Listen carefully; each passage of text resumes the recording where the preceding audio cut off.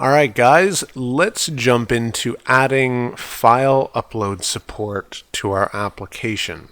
So in order to do that, we're going to open up Terminal, Control-C out of the existing instance, and we are going to run npm install --save, because we want this saved to our package.json file, loopback dash component dash storage, and then hit enter. Now this is going to take a few minutes to complete, but what this will do is allow us to create a data source that is connected to this file storage so that we can then store files, as a new collection.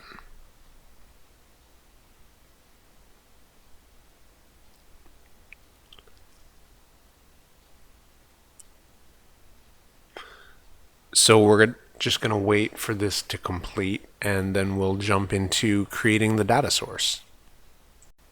Alright guys, so once this completes, now we can run a new lb command called data source. So go ahead and run lb space data source and hit enter. And we're going to need to give it a name, and so we will name this my file, which is camel case. The connector is going to be, let's see if we have here,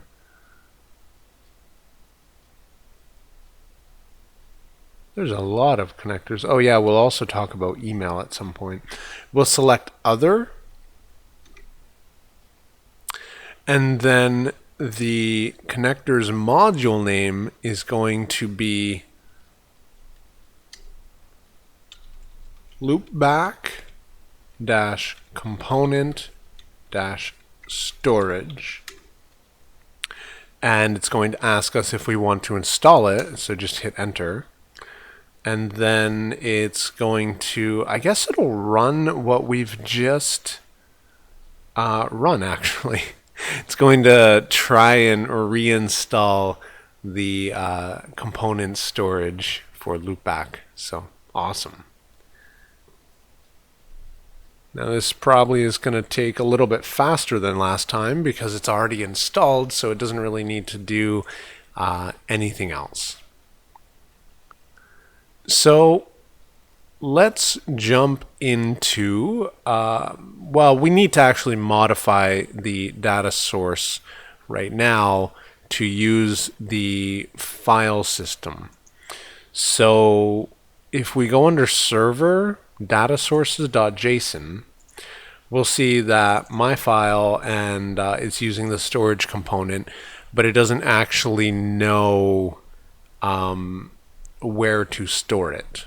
It doesn't know that we're using the file system. It doesn't know where, considering we're using the file system, it doesn't know what properties to use to actually store the files in a certain directory. So let's go ahead and put a comma, and then what we're going to say is provider.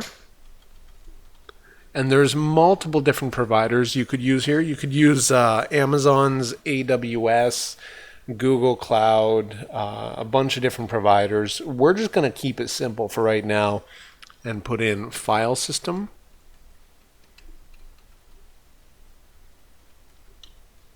And then we need to pass root. And so this is going to define where the files are going to be stored. So let's go ahead and type storage, and this is going to use storage in the root of this applications directory, so we'll need to create that as well. And then what we're also going to do is, if there's a name conflict in files. So if two people try and upload a file titled 1.jpg, we're going to make unique. And so this is built into the storage component. So type name conflict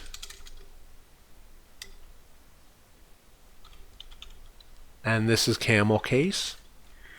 So is the value to this property actually make unique, make unique, and it's camel case. So I'm going to go ahead and save this, and now we've got the data source for my file set up. So now if I run npm start,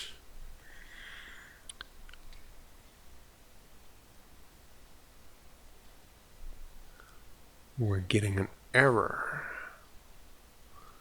And this cannot... Okay, so this cannot instantiate the application because the data source is using the file system provider and the path does not exist, /storage. So under the server directory here, I'm going to add a new folder called storage, and then we're going to try and start this up again.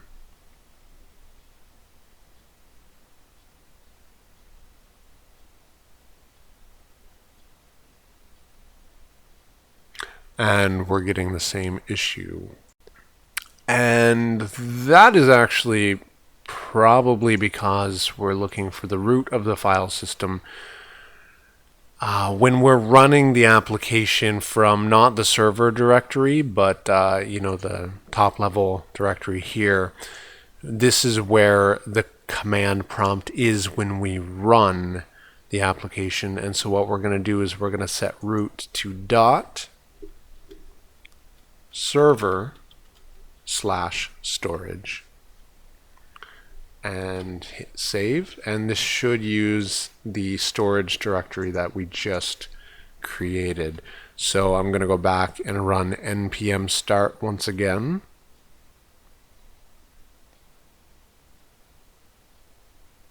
And it says path does not exist. Let me try this. Save, and again let's try it out. I can't see that / having anything to do with it, but it looks like that was the case. Alright, so the root is going to be from the current directory. It's going to look in server/storage. So this is going to store all files right in here. If I refresh this, we're not going to see anything different right now because we actually haven't configured any collection to use the data source. So that's what we're going to do right now.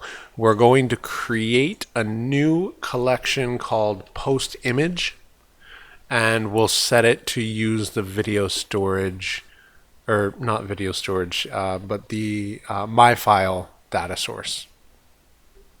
So let's go ahead and create LB model. It's going to be post image, and that's camel case, capital P, capital I. And now when we create it, we'll see we have my file able to be used as its data source.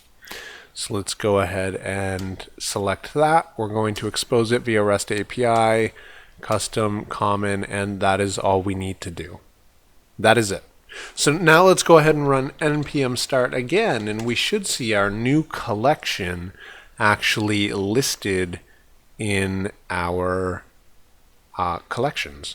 So I'm going to refresh this, and we now see post image here comes with a number of different endpoints by default, kind of like the user object has a number of different endpoints as well, some that are specific to the user, for instance login and log out. Other models don't have that, and that's because the user is inheriting the base user model. So similarly, the post image is configured using a data source that specifies these routes apply to whatever collection uses this data source. So in this case, it's post image. Now, what we need to do is tie a relation between post image and post. So post image is going to belong to the post, and the post is going to have one post image. So the way we're going to do that is we're going to close data sources. We're going to open up common models, and under post.json, under relations, we are going to put post image. Type is going to be has one. Model is going to be post image. And I mean, let's leave foreign key just blank, but just have it there for the sake of having it there, I guess. And then in post image.json here under relations, we are going to say post. Type is going to be belongs to. Model is going to be post. And then the foreign key, which is going to be the field that actually controls the entire relation, is going to be post ID. So when we post an image with a post ID, it is going to know that this post image belongs to that post. Now similarly, we're going to also tie this to the user model as a belongs to relation. So the reason we're doing that is so that a user can own files as well. And the foreign key we're using for that is going to be, as always, user ID. And then in the user.json, we're going to set a has many on post image. So type is going to be has many. The model is going to be post image. And then foreign key, we can leave this blank because the foreign key is going to be used by the post image and not by the user object at all. So we've got those connected now, but we have an issue where anybody can upload files, and we want to eliminate that. So let's go ahead and copy our existing ACLs from category or post. They're both the same. And under post image.json, we are going to paste these in under ACL. We're going to save this, and then we are going to Control-C out of the API and then npm start. And we're getting an issue with the data source. Okay. So what we'll do is, for right now, we'll not apply these ACLs.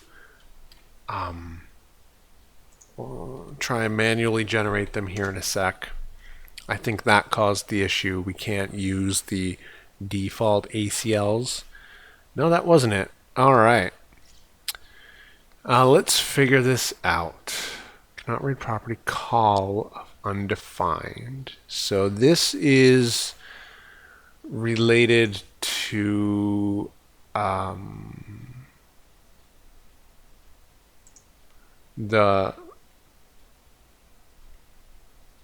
the relations that we just added, actually.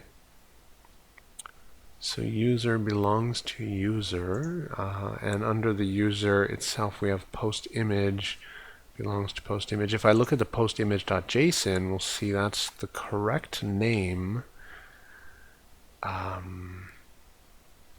Belongs to post. So let's just go ahead and make sure post is set up. For post image has one. Let's actually make this has many. Let's try this. It might require a foreign key where it's a has one. I don't think so, but let's just try this. Okay, we're still getting the error.